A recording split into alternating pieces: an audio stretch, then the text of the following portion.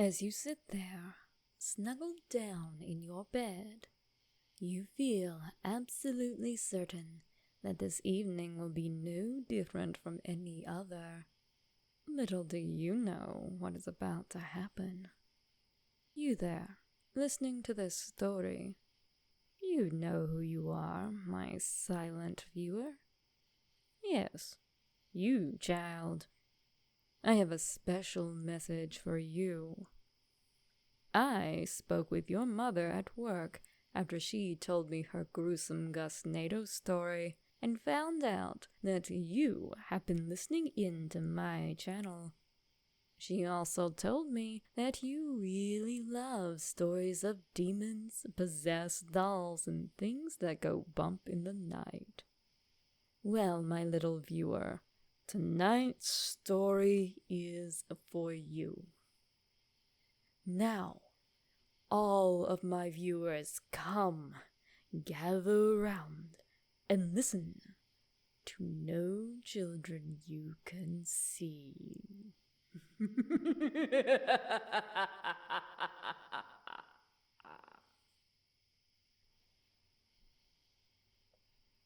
This story was told to me by a friend's mother who used to be a security guard at my alma mater. It likely won't surprise any of you at this point to learn that my college campus was haunted. But what do you expect when you turn the remains of an old sanitarium in the dorm rooms? There have been multiple reports of creepy events happening upon that campus, of shadowy creatures, of run-ins with unexplained entities.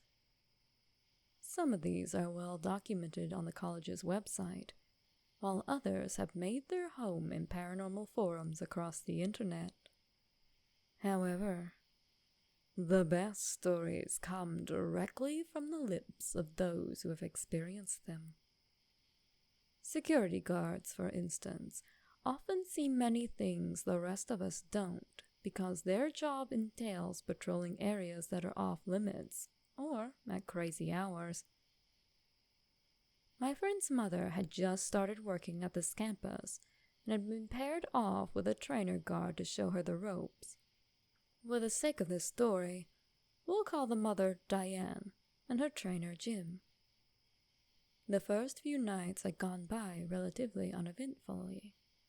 Mostly hours of driving or walking about on the slowly darkening campus, making sure none of the new fraternity and sorority pledges were getting into too much mischief, and shooing any inebriated students back to their dorms before they did something stupid and hurt themselves. However, this night was different. Normally, most of the buildings housing classrooms were locked up tight after a certain hour, unless professors had given word in advance that someone would be staying late. The guard's job was to make sure these buildings were locked up after all had gone home.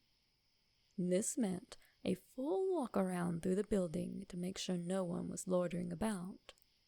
They had just finished inspecting the other major buildings around the quad, with the only remaining buildings being the campus chapel, a tiny church about the size of a gas station, and the one they were about to enter.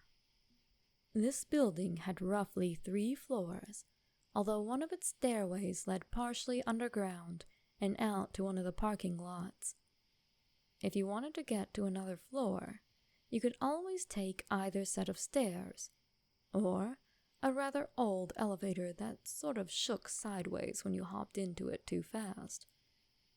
Now, this elevator was slightly off-center from the main entrance, with the first floor spreading out into clearly marked offices and classrooms on one side, and a computer lab and back hallway where the other offices were, which was obscured by a wall and only accessible through a door that really didn't appear to be leading to a hallway after all. The second floor was devoid of nearly hidden passages, and the third was basically a bunch of classrooms in what may as well have been an attic, as even the ceiling sloped down oddly in some of the rooms because of the roof's pitch.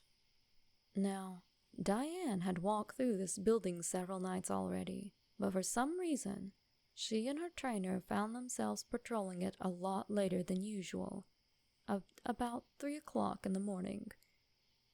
This time change hadn't been a big deal, at least, not with the other buildings.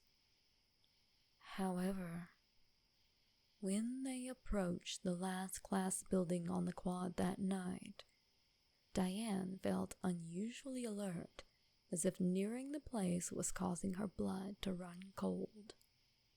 Upon unlocking and stepping into the building, Diane got a very uneasy feeling. They were being watched. It was hard to explain, especially in a building that back then had no cameras. Diane had worked in corrections before, so she just had a sixth sense when something was staring a hole through the back of her head. Unfortunately, she couldn't pinpoint the direction the feeling was coming from, so it put her on the defensive. The two guards flicked on their flashlights and began their slow prowl of the building. Diane noticed that Jim suddenly seemed a lot less talkative too.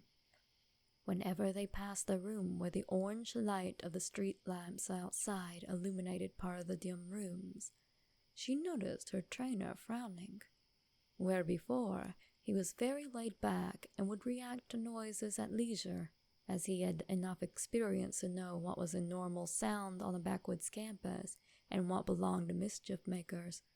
He now quirked his head at even the slightest noise. After exploring the first floor and finding nothing, the two went up one of the staircases to check out the second floor. Upon finding nothing on that floor either, Diane was about to take the other staircase when she got a creeping feeling that wasn't the way they needed to go. Instead, she and Jim walked back toward the elevator and decided to take it to the remaining floor. The moment the elevator started to ascend, Diane felt an absolute terror descend upon her. To hear her describe it, it felt as though rising up in the elevator was more like descending into hell. The tiny metal cage suddenly seemed far too hot and way too small, and she just wanted to leave. The moment the doors opened upon reaching the third floor, Jim actually shoved her back and roughly whispered for her to click off her flashlight. She did, probably only not freezing up from years of working around prisoners and having learned to do quite a few things from muscle memory alone. Hearing her describe that feeling, when those doors opened, it was like the eyes she felt upon her initially had expanded into this fiery, all-encompassing, soul-deep feeling of a most horrifying nature. Something primal welled up within her, and sensing something truly terrifying awaiting them outside that elevator, she would likely have fled or frozen in fear without her prior training. Instead, she smashed the ground floor button, jamming her finger into the closed door button immediately after. Soon, the doors closed once more, and they began to descend. This elevator sometimes got stuck at the bottom and wouldn't open right away. It might sit there for about 30 seconds or so more than on the other floors, and this night was no exception. However, if the doors remained shut for a bit longer than that, it probably meant you were stuck and had to press the emergency button for security to call someone to break you out. When the elevator touched down, doing its settling shake, the doors did not open immediately. As the guards were desperately awaiting the metal planes to slide apart, Diane heard laughter. She listened closer. Yes, laughter. The laughter of at least 2 small children. Who let their kids in here this late? She thought, wondering how someone could have gotten in through the locked front doors. When the doors finally opened, Diane stepped out and in the direction of the giggling. The moment she did, however, Jim yanked her back by the shoulder before she could continue off into the darkened building. She whirled on him, able to see his face from the clear street lamp light pouring through the first floor doors and nearby windows, and saw a fiercely determined look on his face. "What are you doing?" she asked him. "There are little kids." Before she could finish, he rasped out, "There are no children around here you can see. Come on." Diane had little time to react before Jim was hoofing it toward the entrance. Kids or no kids, she wasn't keen to stay in that creepy building by herself, so she headed out after him. The moment the doors were locked from the outside, Jim grabbed her wrist and practically dragged her as he ran across the quad to the chapel. Diane didn't know what to think, only that when she turned on her flashlight in the church, as Jim triple-checked the doors to make sure they were locked, she saw his face had gone incredibly pale, and the look could have sobered even the drunkest of men. Just as Jim finished the door check, Diane heard the sound of small laughing children heading their way. Jim immediately jumped back, signaling for Diane to cut her flashlight off, and huddled them both toward the middle of the church. For the longest time, they sat there. Diane on the edge of one pew, Jim across the aisle from her in another, completely baffled. Her eyes followed the sound of the small children as they drew closer, stopping directly in front of the chapel. They didn't knock or call out, but instead quickly started moving around the little church. Several times they did this, with Diane hearing the intermittent giggling as these unseen children circled the chapel. She quickly realized that as close as they were, they should have been knocking about into thick bushes or even a couple of small trees during their mad dash. Instead, it was as if they were cutting right through them. After a couple of minutes of this, the giggling just stopped. They didn't leave the chapel until the sun began to peek through the windows.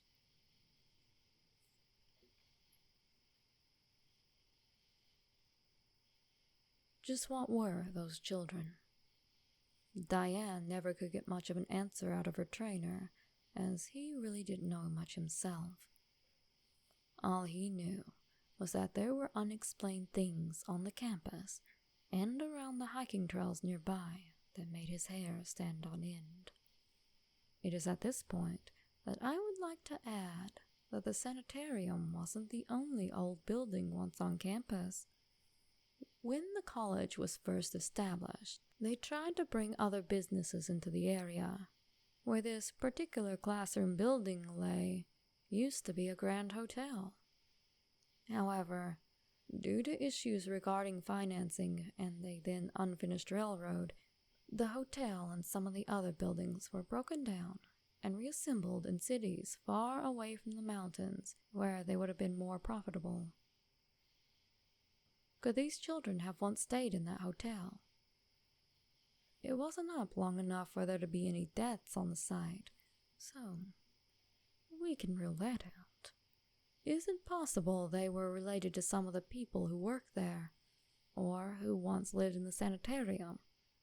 Now, that is possible. Could they just be neighborhood kids spooking adults?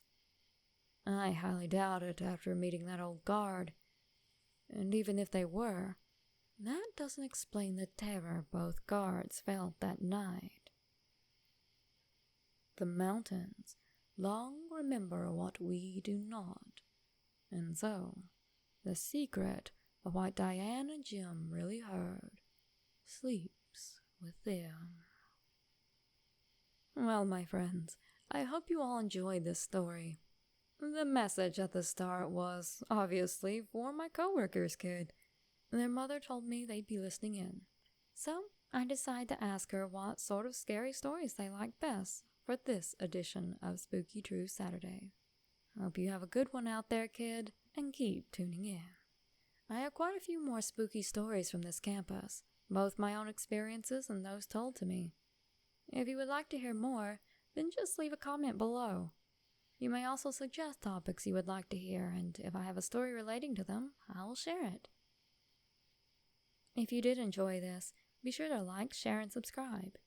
Hit the notification bell too, that way you can catch your latest spooky fix the moment it comes out. And check out my Patreon page at patreon.com/Phantasmal Poppy. Thank you. Good night. And see you all real soon.